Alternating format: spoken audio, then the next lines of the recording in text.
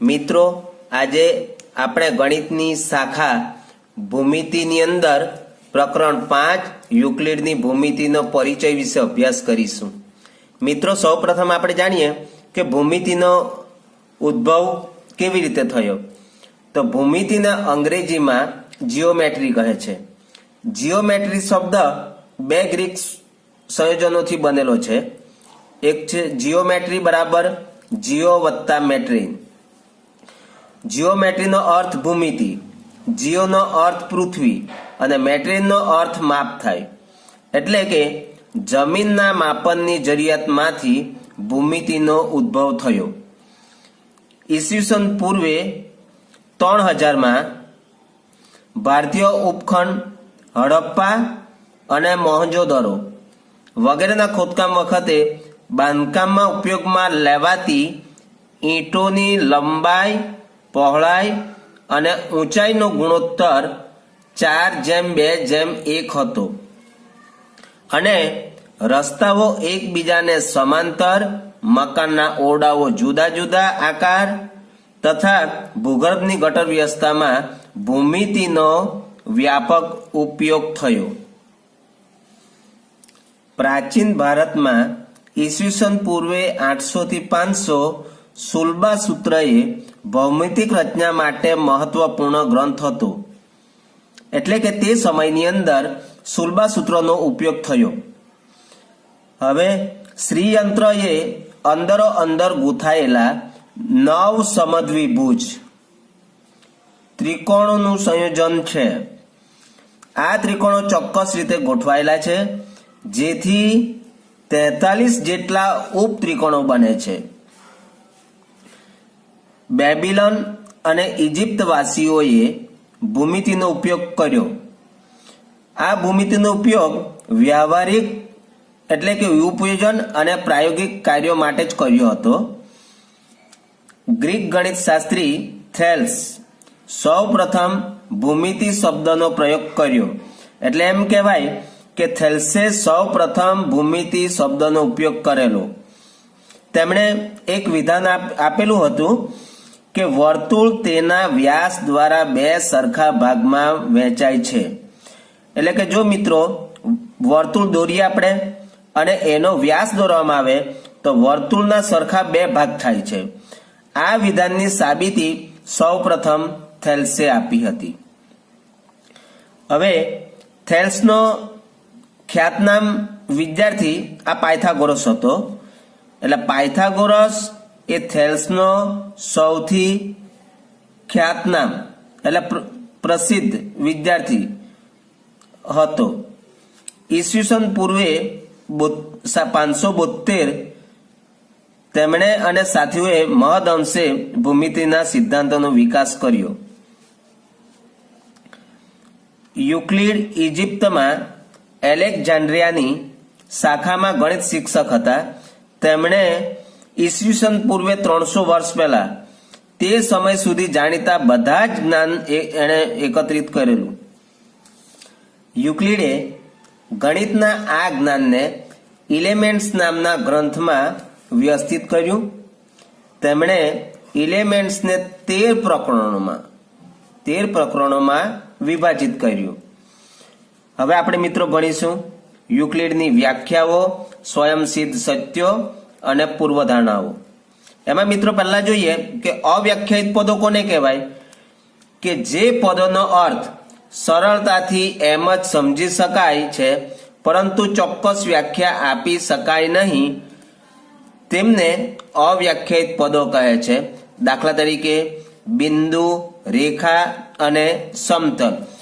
બિંદુને ટપકાવાળા દર્શાવવામાં આવે એટલે એની કોઈ વ્યાખ્યા આપી ન શકાય, રેખાને પણ એ જ રીતે કોઈ વ્યાખ્યા આપી ન શકાય અને સમતલની પણ કોઈ વ્યાખ્યા આપી શકાય નહીં। એટલે બિંદુ, રેખા અને સમતલ છે એ અવ્યાખ્યાયિત પદો છે। ઘનથી બિંદુ સુધીના ચરણો વિશે અભ્યાસ કરીશું। તો મિત્રો પહેલા ઘન આવશે, ત્યાર પછી સમતલ આવશે, સમતલ એટલે કે સપાટી, ત્યાર પછી રેખા આવશે અને ત્યાર પછી બિંદુ આવશે। અહીં કોષ્ટક બનાવેલું છે। એ કોષ્ટકની અંદર પહેલા ભૌમિતિક પદાર્થ, આકૃતિ અને પરિમાણ છે। તો પહેલો ભૌમિતિક પદાર્થ છે ઘન. ઘનની અંદર આ નંબર 1 આપું છું, આ નંબર 2 આપું છું અને નંબર 3 આપું છું. એટલે નંબર 1 છે એ લંબાઈ છે, નંબર 2 છે એ પહોળાઈ છે અને નંબર 3 છે એ ઊંચાઈ છે.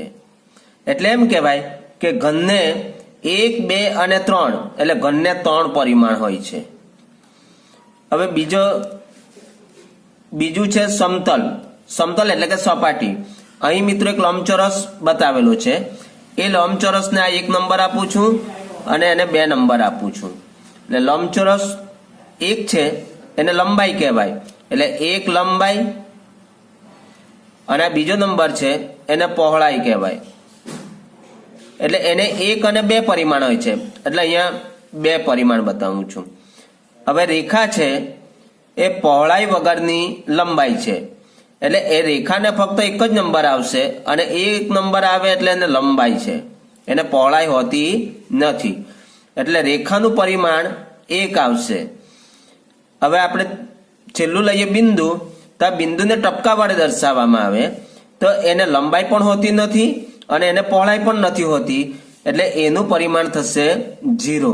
આમ ઘનથી બિંદુ સુધીના ચરણોમાં ઘનને 3 પરિમાણ આવે, સમતલને 2 પરિમાણ આવે એટલે કે લંબાઈ અને પહોળાઈ આવે, રેખાને ફક્ત લંબાઈ આવે, પહોળાઈ આવે નહીં એટલે 1 પરિમાણ આવે, અને બિંદુને ટપકા વડે દર્શાવવામાં આવે એટલે એને લંબાઈ પણ ન હોય અને એને પહોળાઈ પણ નથી હોતી, એટલે એનું પરિમાણ 0 થાય.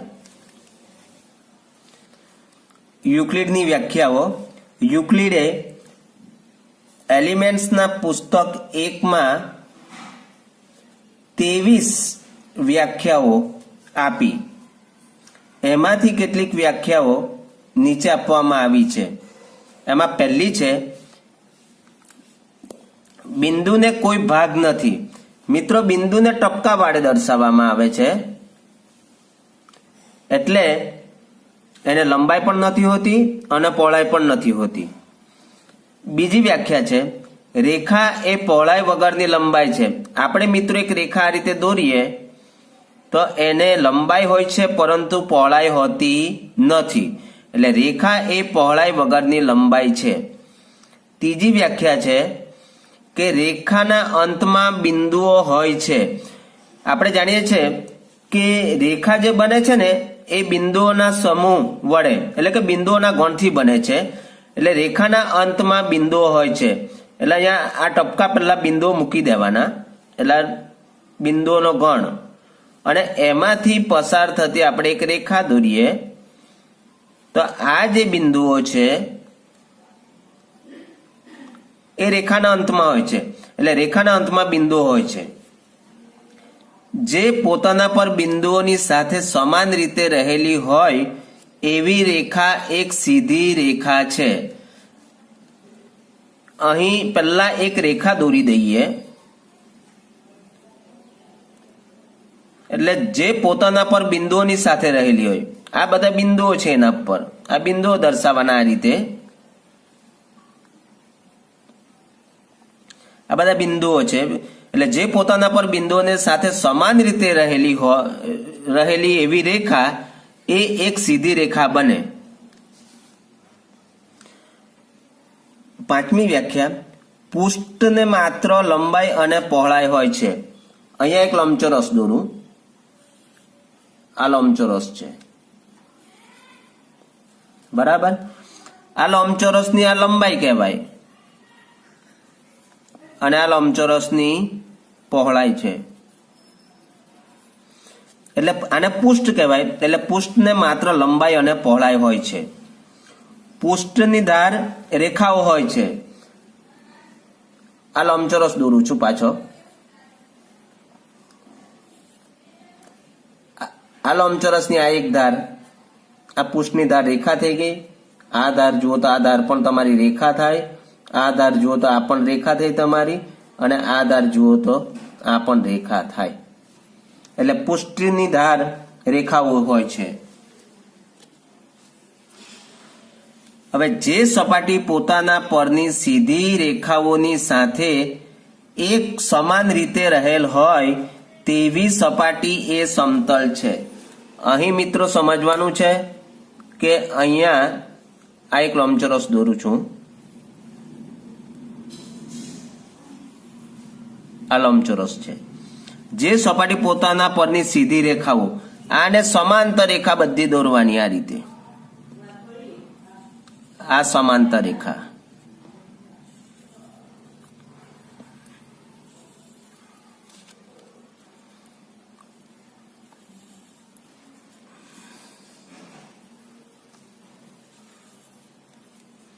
આ બધી સમાંતર રેખાઓ દોરીએ તો એક સમાન સમાંતર રેખાઓ એટલે બધી એક સમાન આવશે। તો સમાન રહેલી હોય તેવી સપાટી એટલે આ જે બને છે ને આખું તે સમતલ બને છે। યુક્લિડે તેની વ્યાખ્યાઓથી શરૂ કરતા તેમાંના કેટલાક ગુણધર્મોને સાબિત કર્યા વગર બે ભાગમાં એમણે વિભાજિત કરી દીધા। હવે આ બે ભાગ હતા, એક સ્વયંસિદ્ધ સત્યો અને બીજો ભાગ હતો પૂર્વધારણા। મિત્રો હવે સ્વયંસિદ્ધ સત્યો કોને કહેવાય કે સામાન્ય સત્યોને સ્વયંસિદ્ધ સત્યો કહે છે। એટલે કે હંમેશા જે સત્ય છે તે હંમેશા સાચું જ છે, એ સ્વયંસિદ્ધ સત્ય તરીકે ઓળખવામાં આવે છે। આ સ્વયંસિદ્ધ સત્યો છે તે સંપૂર્ણ ગણિત સાથે જોડાયેલા છે। એટલે ગણિત પણ આવી જાય, બીજગણિત પણ આવી જાય, અંકગણિત પણ આવી જાય અને ભૂમિતિમાં પણ આવી જાય, એટલે તે સંપૂર્ણ ગણિત સાથે જોડાયેલા છે।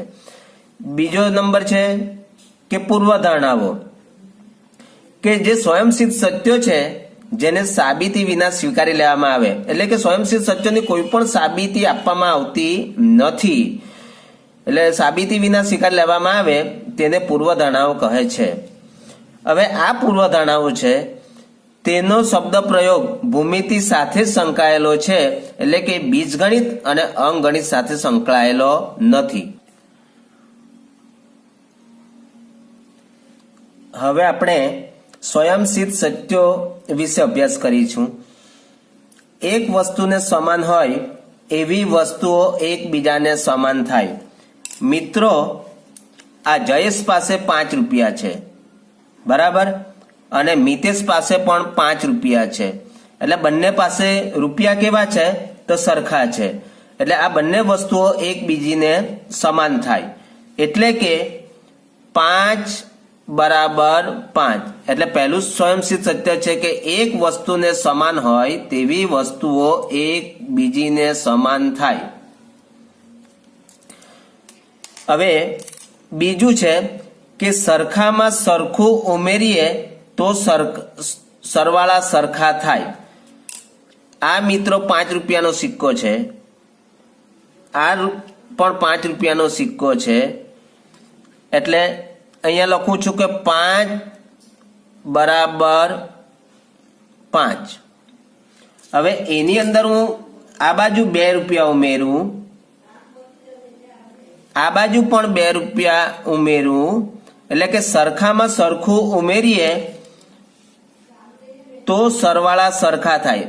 એટલે હું આ બાજુ 2 રૂપિયા ઉમેરું ને આ બાજુ પણ 2 રૂપિયા ઉમેરું, તેથી 5 વત્તા 2 કેટલા થાય 7, બરાબર 5 વત્તા 2 7। એટલે એમાં એમ કહેવાય કે સરખામાં સરખું ઉમેરીએ તો સરવાળા સરખા થાય।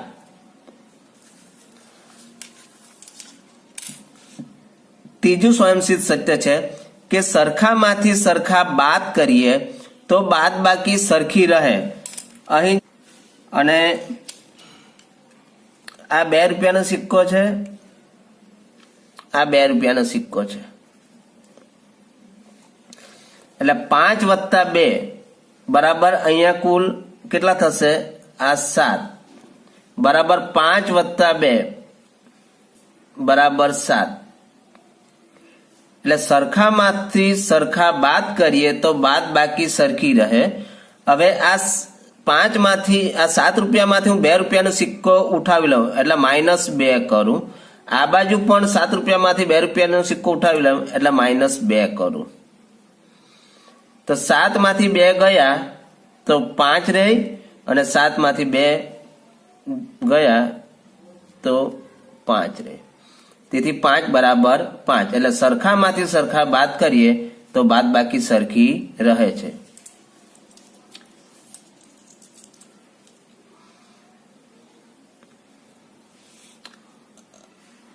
હવે વ્યાખ્યા નંબર સ્વયંસિદ્ધ સત્ય નંબર 4, એકબીજા પર બંધ બેસતી આવતી વસ્તુઓ એકબીજાને સરખી રહે। આ 2 રૂપિયાનો સિક્કો છે, એના ઉપર હું પાછો 2 રૂપિયાનો સિક્કો ઉપર મૂકું એટલે એકબીજા પર બંધ બેસતી આવતી વસ્તુઓ એકબીજાને સરખી રહે છે। એટલે માની લઈએ કે આ 2 રૂપિયાનો એક સિક્કો છે, એના ઉપર તમે આપણે બીજો 2 રૂપિયાનો સિક્કો ચડાવીએ એટલે 2 સિક્કા થયા, એટલે બંને કેવા થશે? એકબીજાને સમાન થશે, સરખા થશે। હવે સરખી વસ્તુઓના બમણા એકબીજાને સમાન થાય છે। આ 5 રૂપિયાનો સિક્કો છે, આ બાજુ પણ 5 રૂપિયાનો સિક્કો છે, એટલે અહીંયા થશે 5 બરાબર 5, એના બમણા એટલે ગુણ્યા 2 કરવાના ને આના બમણા એટલે ગુણ્યા 2 કરવાના, એટલે 5 દુ 10 અને 5 દુ 10, એટલે સરખી વસ્તુઓના બમણા એકબીજાને સમાન હોય છે।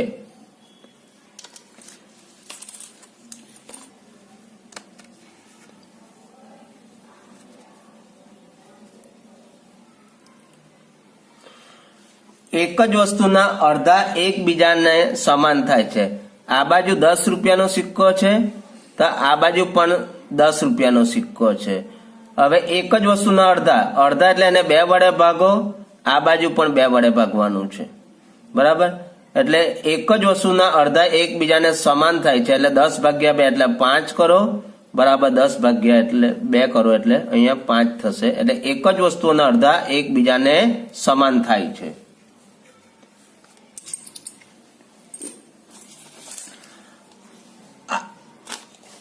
હવે 5મું સ્વયંસિદ્ધ સત્ય છે, આખું તેના ભાગ કરતા મોટું હોય છે।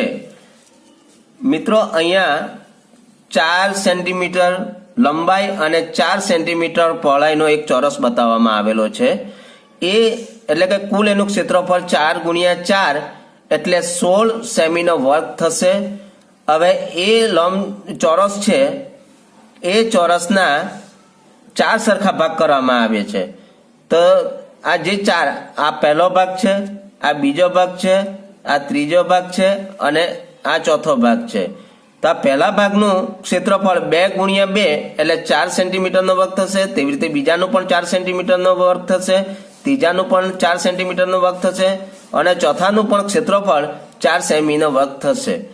હવે આ 4 ભાગમાંથી આ એક ભાગ હું કાઢી લઉં છું, એટલે 2 ગુણ્યા 2 એટલે 4 સેમીનો વર્ગ હું કાઢી લઉં છું, તો અહીંયા આ એક ભાગ અલગ મૂકી દઉં છું। એટલે એમ કહેવાય કે આ આખો ભાગ હતો તેમાંથી મેં આ એક ભાગ કાઢી લીધો છે, અહીંયા પહેલો ભાગ મેં કાઢી લીધો છે, એટલે એમ કહેવાય કે આખું છે તેના ભાગ કરતા મોટું હોય છે। એટલે આખું હતું એમાંથી એક ભાગ કાઢી લીધો એટલે આખું એના ભાગ કરતા મોટું થાય છે। આપણે અહીં આકૃતિમાં જોઈ શકીએ છીએ। યુક્લિડની પૂર્વધારણાઓ, પહેલી પૂર્વધારણા નંબર 1 છે, એક બિંદુમાંથી બીજા બિંદુ સુધી થઈને પસાર થતી એક સીધી રેખા દોરી શકાય। અહીં મિત્રો આ એક બિંદુ લીધું, અહીં બીજું બિંદુ લીધું, એમાંથી પસાર થતી એક જ રેખા દોરી શકાય। એટલે 2 બિંદુમાંથી પસાર થતી હોય એવી સીધી એક જ રેખા દોરી શકાય। હવે પૂર્વધારણા 5.1 છે કે આપેલા 2 ભિન્ન બિંદુઓમાંથી પસાર થતી અનન્ય એક અને માત્ર એક જ, અનન્યનો અર્થ થાય છે એક અને માત્ર એક જ રેખા હોય છે। આ એક બિંદુ છે, આ બીજું બિંદુ છે, આ 2 બિંદુમાંથી પસાર થતી એક અને માત્ર એક જ રેખા દોરી શકાય। એમાંથી બીજી કોઈ પણ રેખા પસાર થઈ શકે નહીં। એટલે પૂર્વધારણા 5.1 છે। પૂર્વધારણા 2 શાંત રેખા અનંત સુધી લંબાવી શકાય. મિત્રો, યુક્લિડે રેખાખંડને શાંત રેખા કીધી છે.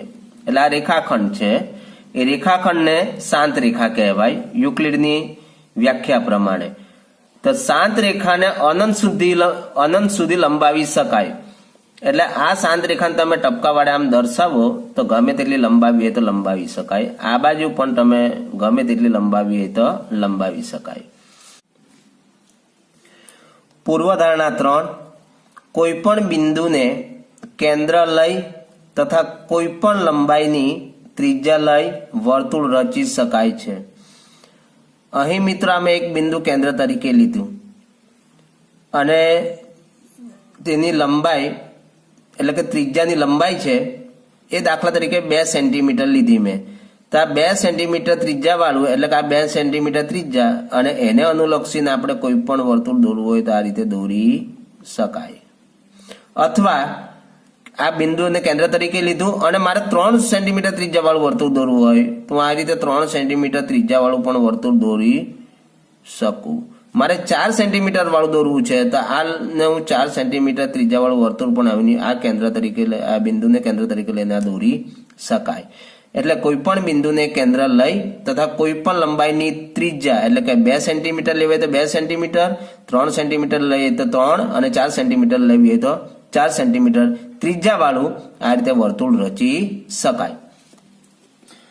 હવે પૂર્વધારણા 4 બધા જ કાટખૂણા એકબીજા સાથે સરખા થાય. અહીં મિત્રો ત્રિકોણ ABC આપેલો છે, એમાં ખૂણો B નું માપ 90 છે, એટલે ત્રિકોણ ABC કાટકોણ ત્રિકોણ કહેવાય. તેવી જ રીતે આ ત્રિકોણ PQR આપેલો છે જેમાં Q નું માપ છે 90°, એટલે PQR પણ કાટકોણ ત્રિકોણ છે. હવે આ ABC કાટકોણ ત્રિકોણ છે પરંતુ નાનો છે અને PQR છે એ પણ કાટકોણ ત્રિકોણ છે પરંતુ એ મોટો દેખાય છે. એટલે અહીં આપણે ત્રિકોણ ABC માં જોઈએ તો ખૂણો B બરાબર 90°, બરાબર, અને ત્રિકોણ PQR માં જુઓ તો ખૂણો Q બરાબર પણ 90°. અહીં ખૂણા B અને ખૂણો Q નું માપ સરખા છે એટલે કે બંનેના માપ 90 છે. તેથી એમ કહેવાય કે ખૂણો B બરાબર ખૂણો Q. એટલે કે બધા જ કાટખૂણા એકબીજા સાથે સમાન થાય. પૂર્વધારણા 5 જો કોઈ 2 રેખાઓને ત્રીજી રેખા છેદે, આ 2 રેખાઓ છે, એક રેખા AB અને બીજી રેખા છે રેખા CD. ત્રીજી રેખા છેદે એટલે આ ત્રીજી રેખા છે આ PQ, એટલે PQ ત્રીજી રેખા છે અને આ રેખાની એક બાજુ તરફના 2 અંતઃકોણોનો સરવાળો, એટલે અંતઃકોણ અહીંયા P છે, અહીંયા Q અંતઃકોણ છે, એટલે એક બાજુ તરફના અંતઃકોણો P અને Q નો સરવાળો 2 કાટખૂણાઓ કરતા ઓછો થાય. અહીં 2 કાટખૂણાનો સરવાળો 180 થશે. તો પ્રથમ 2 રેખાઓને આ ખૂણાઓ તરફ અનંત સુધી લંબાવતા તે એકબીજીને છેદે છે. હવે અહીં મિત્રો ખાસ જાણવાનું છે કે આ 2 કાટખૂણાનો સરવાળો છે તે 180 થાય અને એક તરફના અંતઃકોણોનો સરવાળો એટલે કે અહીંયા P નું માપ ધારો કે 70 છે અને Q નું માપ 60 છે, એટલે 2 નો સરવાળો P વત્તા Q બરાબર 2 નો સરવાળો 130 થશે. જે 2 કાટખૂણાનો સરવાળો એટલે કે 180 કરતા ઓછો થાય. તો આ 2 રેખાઓને અનંત સુધી આપણે આમ લંબાવીએ, અહીંથી આ લંબાવેલી છે, આ રીતે આ લંબાવી દીધી છે અહીંયા સુધી. આ રેખાને આપણે લંબાવીએ અનંત સુધી તો આ રીતે અહીંયા લંબાવી છે. તો આ બંને રેખાઓ એકબીજાને આ બિંદુએ છેદે છે. હવે પ્રમેય 5.1 ભણીશું. 2 ભિન્ન રેખાઓમાં એકથી વધુ સામાન્ય બિંદુ ન હોઈ શકે. એની સાબિતી આપવા માટે આપણે પહેલા વિચારીએ કે 2 રેખાઓ L અને M આપેલ છે. અહીં જો મિત્રો આ રેખા L છે અને બીજી રેખા M છે. આ L અને M એ અહીંયા P બિંદુમાં છેદે છે. બીજી રેખા અહીંયા બીજી આકૃતિ જુઓ તો રેખા L અને M છે એ કોઈ પણ બિંદુમાં છેદતી નથી. એટલે આની અંદર એક પણ સામાન્ય બિંદુ ન મળે કેમ કે અહીં બંને રેખાઓ સમાંતર છે. અહીં જુઓ તો એલ અને એમ એકબીજીને પી બિંદુમાં છેદે છે, એટલે કે અહીં સામાન્ય બિંદુ પી છે. એલ અને એમ માં એકથી વધુ સામાન્ય બિંદુ નથી. હવે આ પ્રમેયની સાબિતી આપવા માટે આપણે એવું ધારી લઈએ કે બે રેખાઓ બે ભિન્ન બિંદુઓ પી અને ક્યુ માં એકબીજીને છેદે છે. તેથી પી અને ક્યુ બિંદુમાંથી પસાર થતી રેખાઓ એલ અને એમ મળે. એટલે કે પી અને ક્યુ બિંદુમાંથી પસાર થતી બે રેખાઓ એલ અને એમ આપણને મળે. પરંતુ પૂર્વધારણા એમ કહે છે કે બે ભિન્ન બિંદુઓમાંથી પસાર થતી અનન્ય રેખા મળે. જે આપણે ધારેલી છે ને ધારણા છે ને કે બે રેખાઓ બે ભિન્ન બિંદુઓ પી અને ક્યુ માં એકબીજીને છેદે છે, તે ધારણાથી વિરુદ્ધ છે. તેથી કહી શકાય કે બે ભિન્ન રેખાઓમાં એકથી વધુ સામાન્ય બિંદુ ન હોય.